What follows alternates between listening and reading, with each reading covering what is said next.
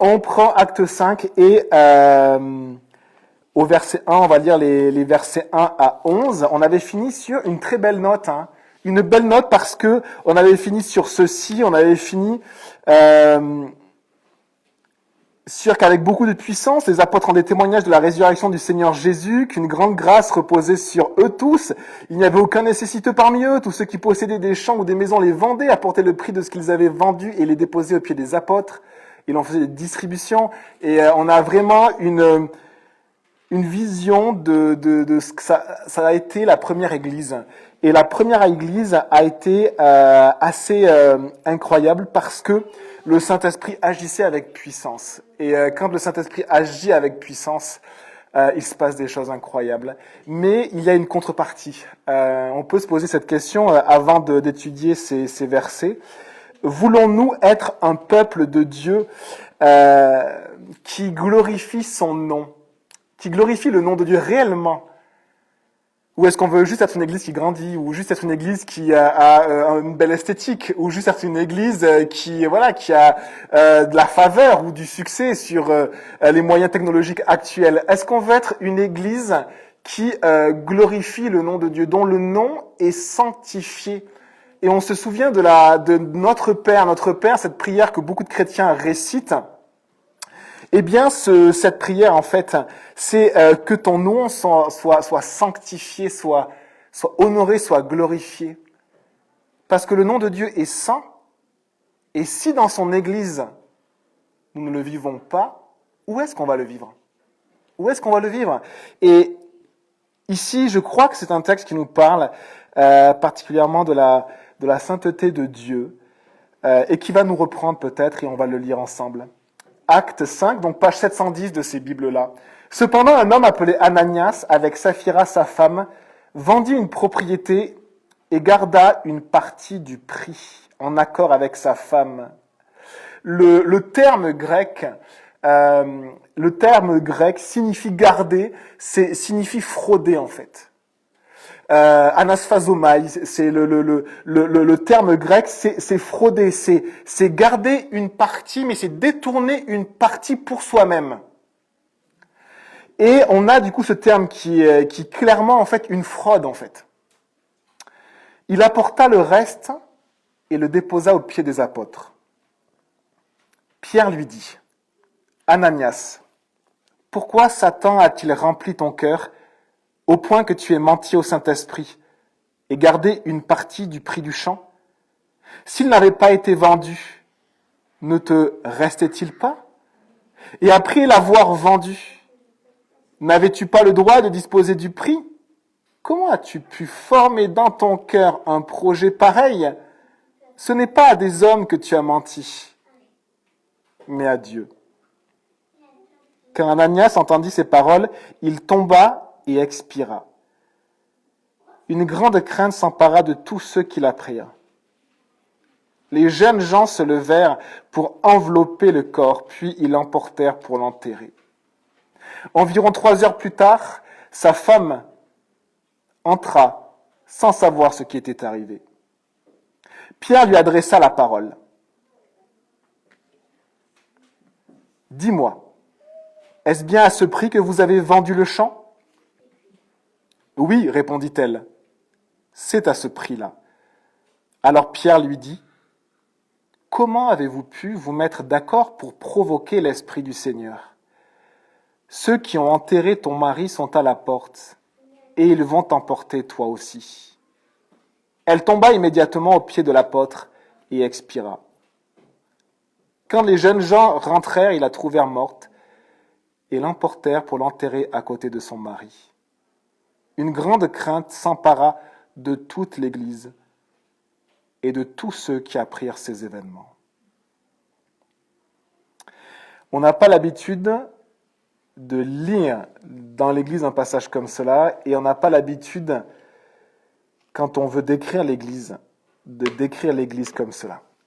Et pourtant, ça fait partie de la parole de Dieu, c'est un événement qui s'est passé, qui est là pour notre instruction, mais dans lequel également le Saint-Esprit a agi. Ce n'est pas une anormalité de l'Église, c'est quelque chose qui s'est passé dans l'Église. Et on a quelque chose d'étrange, et avant effectivement de rentrer plus à même dans le passage, il faut comprendre la situation. Comprendre très bien la situation. La situation, en fait, c'est que à cette époque-là, le Saint-Esprit agissait avec puissance. Et les personnes étaient remplies de l'Esprit, et quand elles venaient à Jésus, elles avaient à cœur, et très très fortement, de donner, en fait. C'était une action de Dieu que l'on ne retrouve pas forcément dans l'église de Corinthe, pas forcément dans l'église d'Éphèse, pas forcément dans l'église des Galates, mais qu'on retrouve dans l'église de Jérusalem, la première église qui s'est construite, qui s'est développée au 1er siècle. Le Saint-Esprit agissait avec puissance, et les personnes, en fait, voulaient vraiment donner ce qui était à eux pour Dieu, et donc ils remettaient l'argent de certaines de leurs possessions aux pieds des apôtres. Il n'y avait aucune obligation.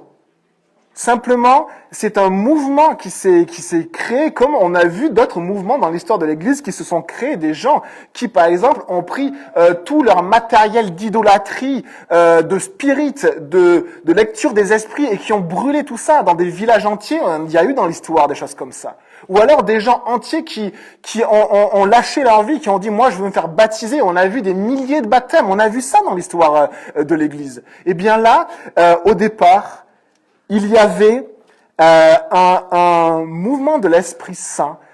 Dieu agissait et mettait à cœur les chrétiens, les hommes et les femmes, de donner, merci beaucoup Alain, de donner à Dieu tout simplement. Et il réalisait une chose qui est très très simple.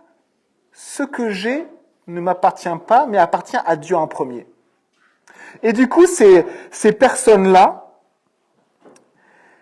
donnaient de bon cœur, volontairement, parce ils avaient à cœur de le faire.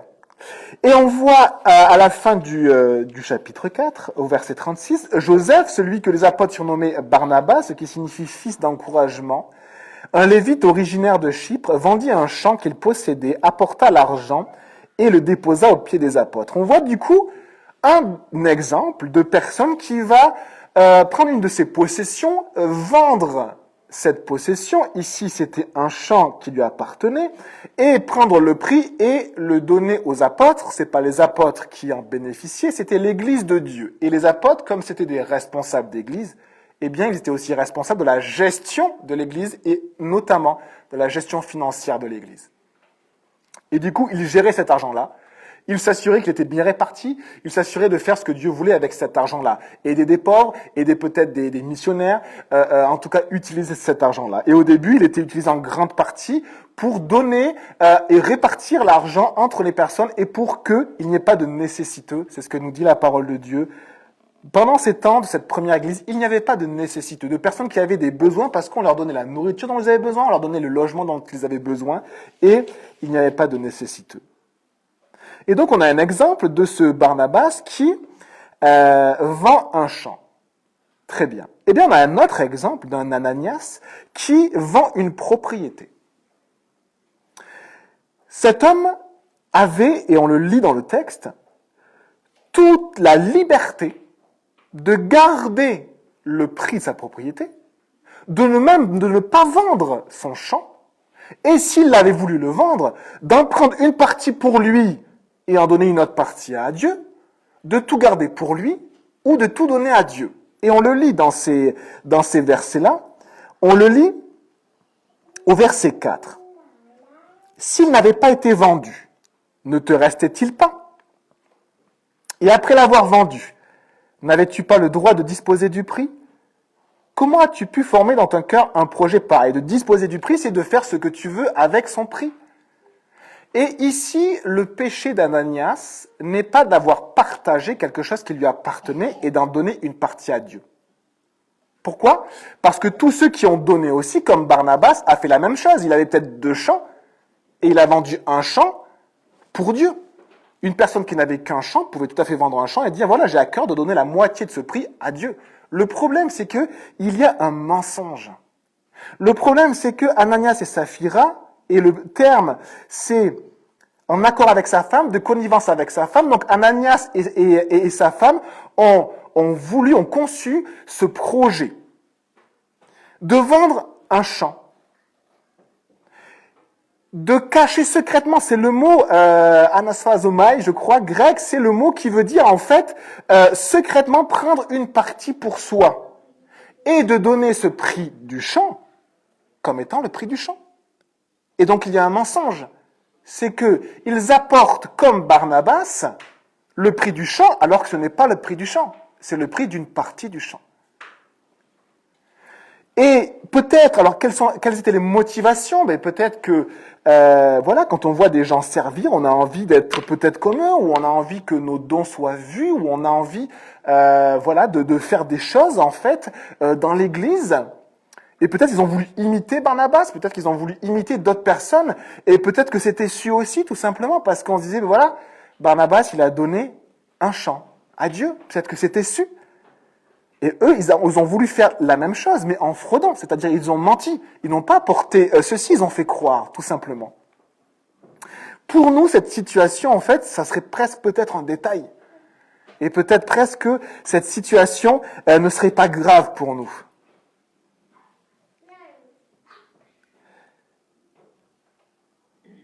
Et ici, on relit les passages et on regarde ensemble. Au verset 1. Cependant, un homme appelé Ananias, avec Saphira, sa femme, vendit une propriété et garda une partie du prix, en accord avec sa femme.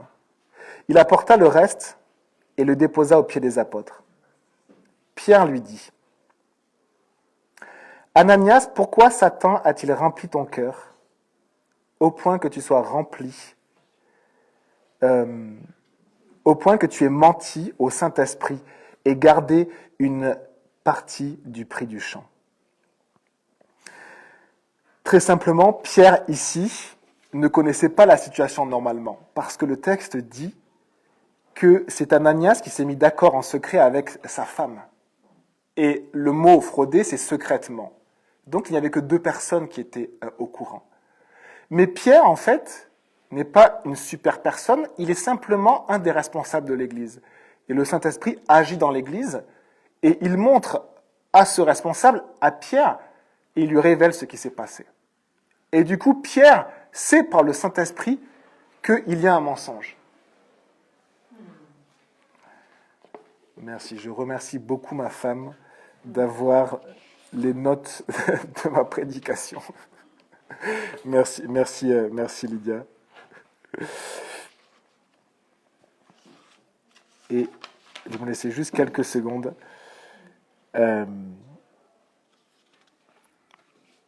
Pour reprendre là où j'en étais. Et donc, Pierre ne connaissait pas la situation, mais une personne était présente. Et cette personne qui était présente au moment où Ananias et Saphira ont conçu ce projet, eh bien, c'était Dieu. Et plus particulièrement, la personne qui était présente, et c'est le texte qui nous le dit, c'est Dieu, le Saint-Esprit. Et dans toute la Bible, les amis, vous voyez que Dieu se met à part un peuple dans le but de venir habiter au milieu de son peuple. Et Dieu qui habite au milieu de son peuple, c'est Dieu le Saint-Esprit, l'Esprit de Dieu qui vient habiter au milieu de son peuple. Alors une autre personne était présente quand tout cela s'est passé, c'était le Saint-Esprit. Et un verset nous dit que Dieu connaît toutes choses, qu'ils sont de tout. 1 Corinthiens 2:10 nous dit « Car l'Esprit sonde toutes choses. » Tout, chaque personne et chaque chose. Dieu est Père, Fils et Esprit, et il habite au milieu des hommes par son Esprit. L'Esprit de Dieu est présent dans l'Église. Ça veut dire que Dieu est présent dans l'Église. Et je vous cite ce verset d'1 Corinthiens 3, verset 16. Ne savez-vous pas, et là Paul parle à l'Église, il parle à nous, il parle à vous, il dit, ne savez-vous pas que vous êtes le temple de Dieu et que l'Esprit de Dieu habite en vous? Parce que l'Esprit de Dieu habite en vous, c'est Dieu, le Saint-Esprit qui habite en vous, c'est Dieu qui habite en vous, qui habite dans l'Église. De la même manière que Dieu habitait au milieu du peuple d'Israël. Dans le tabernacle, dans le temple de Dieu, un temple fait de tente au début, et puis après un temple fait de pierre ensuite, mais Dieu venait habiter au milieu de son peuple. Et ici, Paul nous dit maintenant, il n'y a plus de tabernacle, il n'y a plus de temple, il n'y a plus de tente, il n'y a plus de pierre, mais vous êtes les pierres vivantes. Ça veut dire que vous êtes le temple de Dieu et le Saint-Esprit vient habiter au milieu de son peuple. Il vient habiter dans son Église, il vient habiter au milieu de nous et en nous. L'Esprit de Dieu est présent. Et l'Esprit de Dieu révèle à Pierre la situation. Et en tant que responsable, Pierre doit gérer cette situation. Donc dans le cas de Pierre, il sait qu'il y a un mensonge, mais qui n'est pas que un choix qui va être ponctuel et un peu regrettable, que ce n'est pas quelque chose simplement une erreur qui a été faite ponctuellement, mais c'est quelque chose qui a été conçu. Et vous savez, le péché est rarement ponctuel et c'est souvent un processus.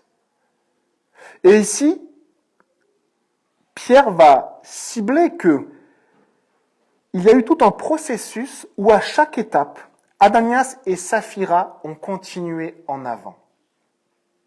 Et alors, quand le responsable sait cette affaire, qu'est-ce qu'il fait? Est-ce qu'il se met en retrait ou est-ce qu'il doit gérer l'affaire? Mais le rôle des responsables, c'est de gérer ce que le Saint-Esprit lui demande de gérer. Alors Pierre va gérer ceci. Alors est-ce que Pierre est méchant? Vous avez vu comment il parle à Ananias? Il ne parle pas méchamment, mais il parle avec vérité et autorité. Et ici, il fait simplement ce que Dieu lui demande. Est-ce qu'il savait que Ananias allait être jugé par Dieu et que Ananias allait mourir, expirer? Peut-être pas. Mais quand il a vu que Ananias est tombé et qu'il est décédé, eh bien, il a dit aussi à sa femme, en voyant que c'était le jugement que Dieu avait prévu, qu'elle aussi allait vivre ce même jugement. On a enterré ton mari et toi aussi, maintenant, on va t'enterrer. Mais ce n'est pas Pierre qui juge. Pierre, il retranscrit ce que le Saint-Esprit lui a demandé de retranscrire. Et ici, on voit que Ananias et Saphira ont menti au Saint-Esprit. C'est-à-dire que ce qu'ils ont fait, on pourrait se dire qu'ils ont menti clairement à l'Église, ils ont menti clairement aux apôtres. Puisque les gens vont les voir comme ils ne sont pas. Ils vont les voir comme des personnes qui ont vendu un champ. Waouh! Ananias et Saphira, vous avez vendu un champ. C'est faux. C'est faux, vous en avez pris une partie pour vous et une autre partie pour l'Église et vous avez caché cela. Dites simplement ce que vous avez fait.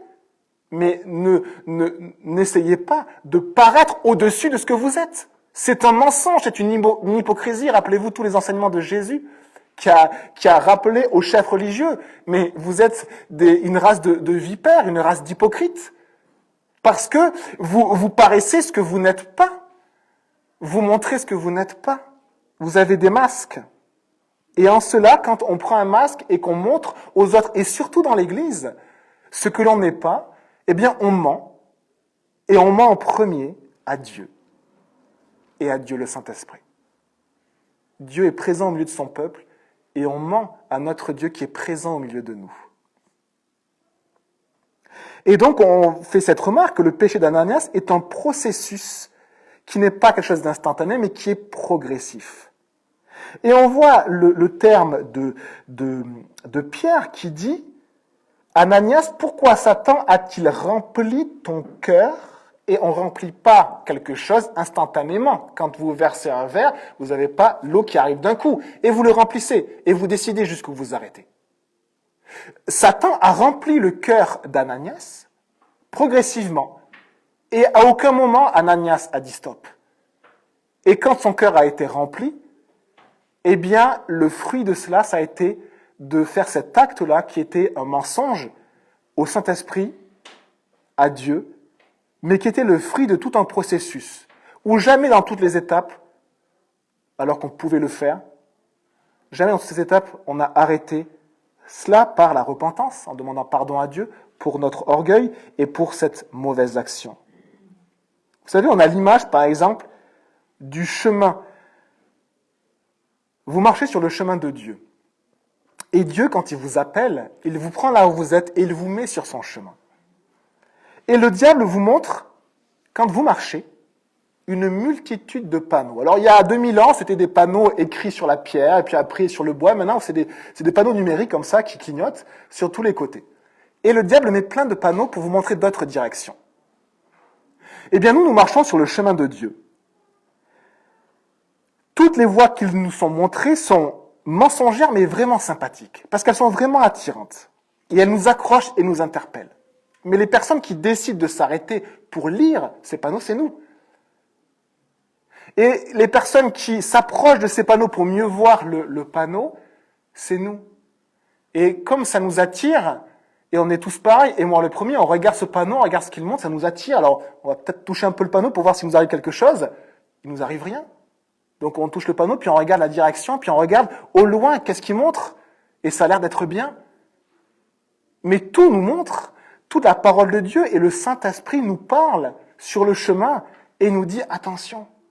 Parce que le Saint-Esprit convainc de péché, c'est-à-dire que le Saint-Esprit montre le péché, il nous montre que, attention, c'est une tentation du diable. La parole de Dieu, qui est la vérité, nous dit attention, tu t'éloignes de Dieu. Attention.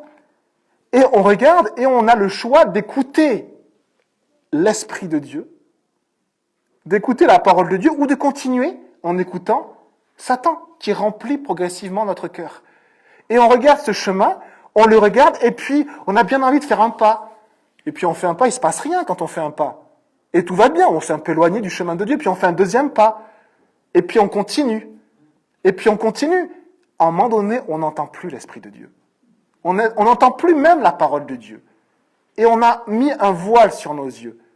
Et quand on lit la parole de Dieu, elle ne nous impacte pas. Quand on entend l'Esprit de Dieu, on ne l'entend plus et on continue. Le péché est un processus dans lequel parfois nous nous y engageons. Et c'est nous qui nous y engageons. La parole de Dieu nous dit, ne dites pas quand vous avez péché ou quand vous êtes loin de Dieu que c'est à cause de Dieu, parce que Dieu ne tente personne. Dieu n'est pas celui qui met les panneaux indicateurs. C'est le diable qui met les panneaux sur les côtés. Dieu n'est pas celui qui vous prend et qui vous amène sur ces chemins qui n'amènent pas à Dieu. C'est vous qui y allez. Et il n'est paru aucune tentation, aucune épreuve qui soit trop forte, sans que Dieu n'ait aussi préparé l'issue. L'issue, c'est que nous avons la possibilité, et pas qu'une fois. Dieu parle une fois, 2 fois, 3 fois, et on n'y prend pas garde. Et on fait un pas, et puis on entend Dieu. Puis on fait un deuxième pas, et on entend Dieu. Puis on fait un troisième pas, puis on entend une toute petite voix, on entend un peu moins. Et on touche ce panneau, on regarde, ça nous fait envie, et puis on y va. C'est le processus du péché dans lequel l'humanité s'engouffre, dans lequel nous aussi nous pouvons retomber. Et Jacques nous dit ceci, Jacques 1, verset 14 nous dit ceci. Mais chacun est tenté quand il est attiré et entraîné par ses propres désirs. Ce qu'il y a dans mon cœur, le diable voudrait le faire ressortir. On regarde et ça attire quelque chose qui est en moi. Si je m'en fichais complètement, si ça me dégoûtait complètement, je continuerai. Mais ce n'est pas le cas. Parce que je suis déformé par le péché. Et que depuis que je suis né, je suis déformé par le péché. Et du coup, il y a quelque chose qui m'attire. Et je regarde. Et ensuite, Jacques continue. Puis le désir, lorsqu'il est encouragé, je m'approche du panneau. Je touche le panneau, je regarde, et je suis déjà dans un processus de péché. Je suis déjà en train de me salir et en train de m'éloigner de la voix de Dieu et de la parole de Dieu. Lorsqu'il est encouragé, donne naissance au péché. Et si là, rien n'est fait, parce qu'on peut toujours revenir à la croix, toujours, quelle que soit la situation, on peut toujours revenir à la croix, quelle que soit l'étape dans ce processus de péché, toujours. C'est la puissance de la résurrection, c'est la puissance de Jésus, c'est la puissance de la croix. Mais on lit après, et le péché, parvenu à son plein développement, a pour fruit la mort. Et littéralement ici, vous avez quelqu'un qui physiquement a vécu ce que Jacques dit. Mais nous, spirituellement, nous le vivons aussi régulièrement. Et nous nous éloignons de Dieu et à un moment donné, spirituellement, nous sommes morts. Nous ne pouvons même plus entendre Dieu, nous sommes dans nos péchés. Et alors nous avons besoin de la puissance de résurrection, la puissance de Jésus qui est mort pour nous et qui est ressuscité. Comment bénéficier de cette puissance-là, la puissance de Jésus? La repentance, demander pardon. Pardon Jésus, parce que je me suis empêtré sur des mauvaises voies. Pardon Jésus, parce que ce que je fais est mauvais et te déplaît. Pardon Jésus, parce que ce que je fais est mauvais. Je te demande pardon. Pour certains, c'est des péchés qui sont considérés comme des grands péchés dans ce monde, Mais pour certains, c'est des péchés qui ne sont pas forcément considérés, qui sont insidieux, mais qui sont terribles. Qui sont terribles, comme Ananias et Saphira. Le péché d'Ananias et Saphira, c'est un mensonge, comme des racines qui ont pris tout leur être. Et ils ont montré au Saint-Esprit ce qui n'était pas. Et la parole nous dit, mais tu as menti au Saint-Esprit. Alors face à Ananias, qu'est-ce que nous on se dit pour nous-mêmes? Est-ce qu'on se dit face à Ananias, heureusement moi je suis pur, heureusement moi j'en suis pas là? Ou est-ce qu'on se dit, moi aussi je mérite la mort? Et si le Saint-Esprit nous montre notre état ou nous rappelle de là où il nous a tirés, ou nous rappelle des mauvais chemins que l'on a pris, s'il nous montre des flashs là où on était, avec tout ce que l'on pensait, faisait et décidait, eh bien peut-être qu'on serait plutôt à dire « je ne suis pas pur et je mérite aussi la mort ». Il y a une bonne nouvelle les amis, c'est que quelqu'un est déjà mort. C'est Jésus. Jésus est mort à notre place. Mais pour bénéficier de cette mort et de cette résurrection, eh bien il ne faut pas aller trop loin et ne plus écouter le Saint-Esprit. Si on n'écoute pas Dieu qui nous parle, si on ferme complètement notre cœur et qu'on est complètement hermétique, le résultat, un jour ou l'autre, c'est la mort. La mort spirituelle et après la mort physique. Et alors, on a ceci. Verset 4. S'il n'avait pas été vendu, ne te restait-il pas? Et après l'avoir vendu, n'avais-tu pas le droit de disposer du prix? Comment as-tu pu former dans ton cœur un projet pareil? Ce n'est pas à des hommes que tu as menti, mais à Dieu. Et vous voyez que là, on a ce terme « mais à Dieu » et que au verset suivant, au verset 5, ou au verset 3, on a plutôt « tu as menti au Saint-Esprit ». Vous avez vu? Tu as menti au Saint-Esprit, tu as menti à Dieu. On se rappelle que Dieu est un en trois personnes. Père, Fils et Esprit. L'Esprit est Dieu, le Fils est Dieu, le Père est Dieu. Dieu est un en trois personnes. Et alors on avait dit que le problème, ce n'était pas qu'il fallait qu'il vende tout, même qu'il vende. Le problème n'est pas qu'il a partagé, le problème c'est qu'il a menti. C'est qu'il n'a pas partagé, c'est qu'il a fraudé. Il a fait croire. On ne dit pas aux impôts quand on a caché quelque chose, ah ben j'ai partagé. Non, si on partage, on dit aux impôts qu'on a partagé. Le champ lui appartenait et sa valeur aussi, et Dieu ne l'aurait même pas reproché de ne pas vendre, parce que ce que Dieu nous donne, c'est pour notre jouissance, et Dieu aime ce que nous donnons de bonne volonté, avec le cœur, pour lui, juste pour Dieu. Et du coup, Pierre cible simplement ceci, et montre qu'il a menti. Il a menti, il a trompé Dieu. Ce qu'il disait être pour Dieu, il en a gardé une partie. Et on a une situation un peu similaire, où on a quelque chose qui appartenait à Dieu dans Josué 7, avec le péché d'Acan, où Dieu avait dit « Tout ça m'appartient, vous n'y toucherez pas ». Et Acan a été tenté. Le diable a rempli son cœur, et il a pris une partie de ce butin qui n'appartenait à personne si ce n'est à Dieu, et il l'a caché. Et Dieu a aussi jugé, et Acan est mort à cause de son péché. Et la parole nous montre que le péché est quelque chose de sérieux. Le péché est quelque chose de sérieux. Et souvent, nous prenons à la légère le mal et le péché. Quand Ananias entendit ces paroles, verset 5, il tomba et expira. Une grande crainte s'empara de tous ceux qui la prièrent. Bien sûr, on ne va jamais demander à Dieu de juger pour tuer des personnes. Bien sûr, on a envie de jamais vivre cela. On n'a jamais également envie de vivre dans une échelle moins importante de la discipline dans l'Église. On n'a jamais envie de confronter une personne parce qu'elle vit dans le péché et qu'elle ment. On n'a jamais envie de faire ça. Et regardez la réaction de l'Église quand il voit ceci.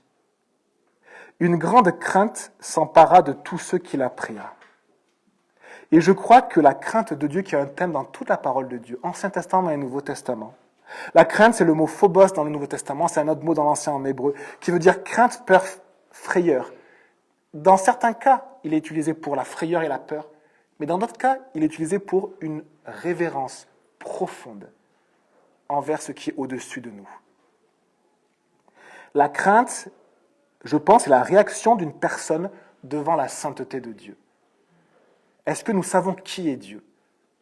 Et est-ce que nous savons que Dieu est saint? S-A-I-N-T.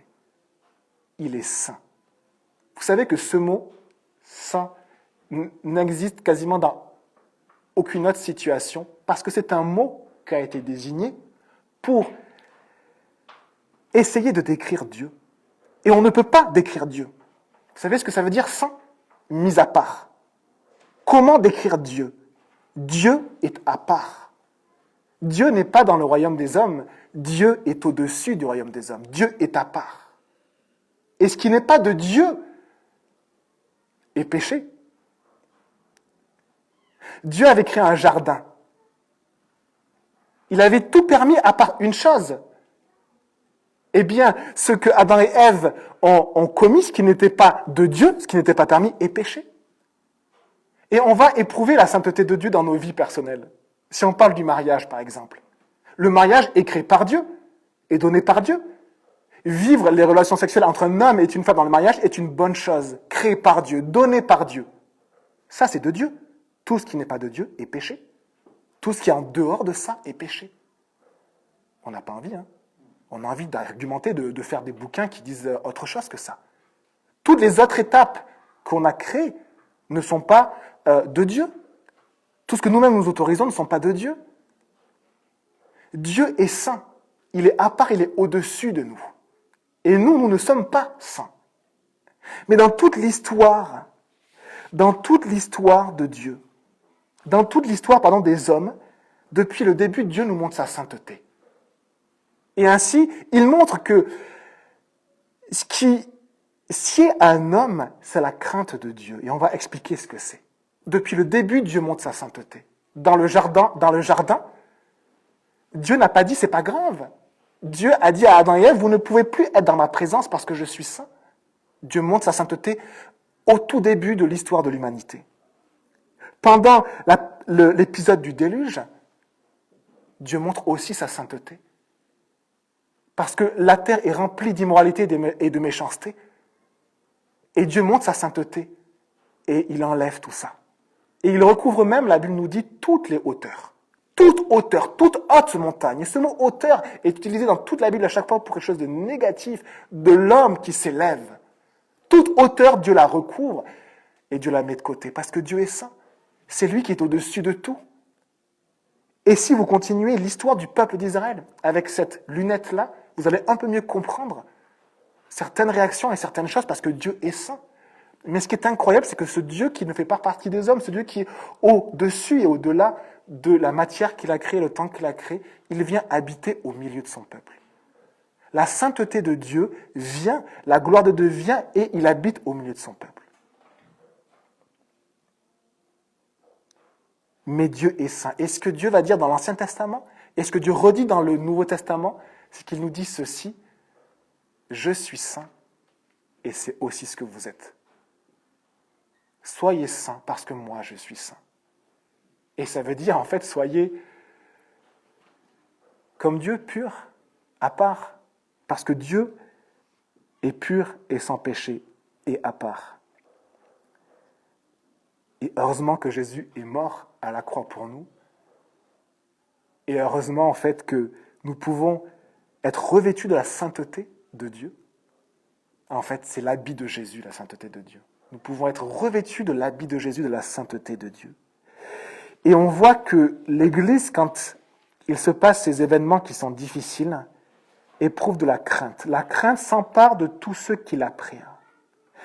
Le mot crainte, le même mot est utilisé pour la frayeur, pour la peur, même devant Dieu, mais aussi pour une grande révérence. Et quand on voit la gloire de Dieu et la sainteté de Dieu, on peut avoir peur.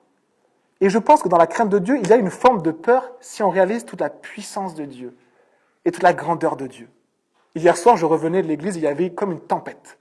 Il y avait une tempête, c'était le soir, et puis il y a eu plusieurs tempêtes dans le pays, et les arbres au loin en fait bougeaient comme ça.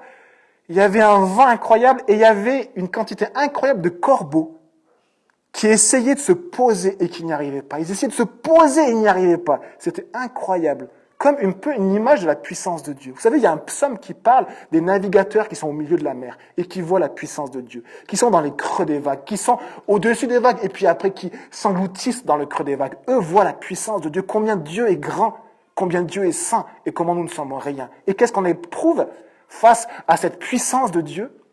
La crainte, parce qu'on n'est rien. On n'est pas puissant, on n'est pas au-dessus, on n'est rien. Dieu est au-dessus. Dieu est au-dessus, Dieu est saint. Et Dieu nous dit, soyez saints, parce que moi je suis saint. Je veux habiter au milieu de vous. Je veux mettre à part un peuple sanctifié, un peuple qui revêt l'habit de Jésus. La sainteté, c'est l'habit de Jésus. On ne peut l'acquérir que comme ça, qu'en prenant l'habit de Jésus, pas autrement. Et on a cette crainte. Et on continue au verset 6. Les jeunes gens se levèrent pour envelopper le corps, puis l'emportèrent pour l'enterrer. Environ 3 heures plus tard, sa femme entra sans savoir ce qui était arrivé. Pierre lui adressa la parole. « Dis-moi, est-ce bien à ce prix que vous avez vendu le champ ?» Et ce qui est terrible, c'est qu'elle aurait pu se repentir. En fait, Dieu laisse toujours la possibilité à se repentir. Et quand Dieu nous demande de confronter des personnes qui sont dans un péché qui est grave pour eux et pour l'Église, eh bien, la seule chose, et c'est souvent ce que Steve me disait, c'est de laisser la possibilité aux gens simplement de confesser, de se dire, mais je me suis planté, ce que j'ai fait est mauvais. Amen, mon frère, ma sœur, viens, je vais me mettre à genoux avec toi, pleurer avec toi, et sache que tu vas être béni et lavé de ton péché. Est-ce que tu veux être lavé de ton péché? Accepte que le Saint-Esprit perce un petit peu ce cœur dans lequel tu t'es laissé remplir par Satan, et que tout ça s'écoule. Tout ce que le Satan a mis, tout ça parte. Et que le Saint-Esprit après te lave, te sanctifie, te remplisse de Jésus, te revêt de l'habit de sainteté de Christ. Oui, répondit-elle, c'est à ce prix-là. Elle a décidé, elle a fait le choix encore de mentir. Notre cœur est tortueux et on est vraiment des gros nazes, j'allais dire. Verset 9. Alors Pierre lui dit, comment avez-vous pu vous mettre d'accord ensemble en plus pour provoquer l'Esprit du Seigneur? Ceux qui ont enterré ton mari sont à la porte et ils vont t'emporter toi aussi.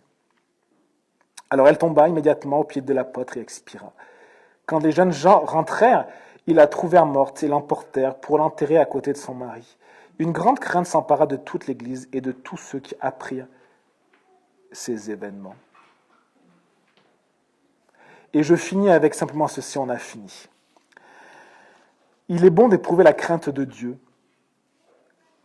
C'est ce que la parole nous dit. Il est bon de réfléchir à la sainteté de Dieu, de considérer chacun pour soi-même que Dieu est saint, la grandeur et la puissance et la sainteté de Dieu. Soumettez-vous les uns aux autres dans la crainte de Dieu, nous dit Éphésiens. 2 Corinthiens nous dit, bien-aimés, purifions-nous de tout ce qui souille notre corps et notre esprit, poursuivant jusqu'au bout la sainteté dans la crainte de Dieu. La crainte de Dieu est quelque chose qui grandit en nous et qui est bon quand on considère la sainteté de Dieu. Mais regardez ce verset de 1 Jean. Regardez ce verset de 1 Jean 4, verset 18. L'amour parfait bannit la crainte. C'est normal que l'homme ait peur de Dieu, parce que Dieu est d'une puissance terrifiante. Mais il a créé les univers. Est-ce que vous voulez être au milieu d'une étoile que Dieu est en train de créer? Mais vous serez terrifié et pulvérisé.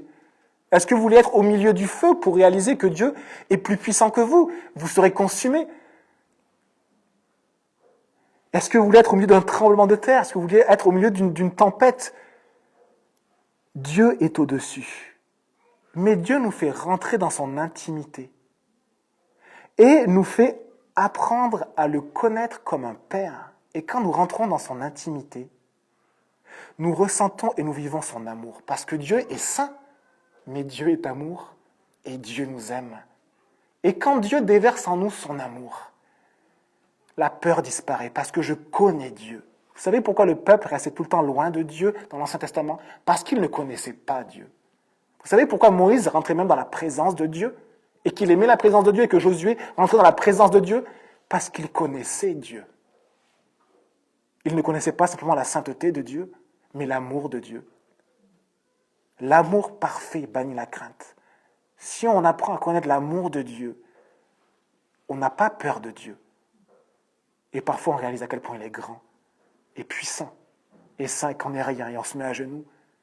L'amour parfait bannit la crainte. On va prier.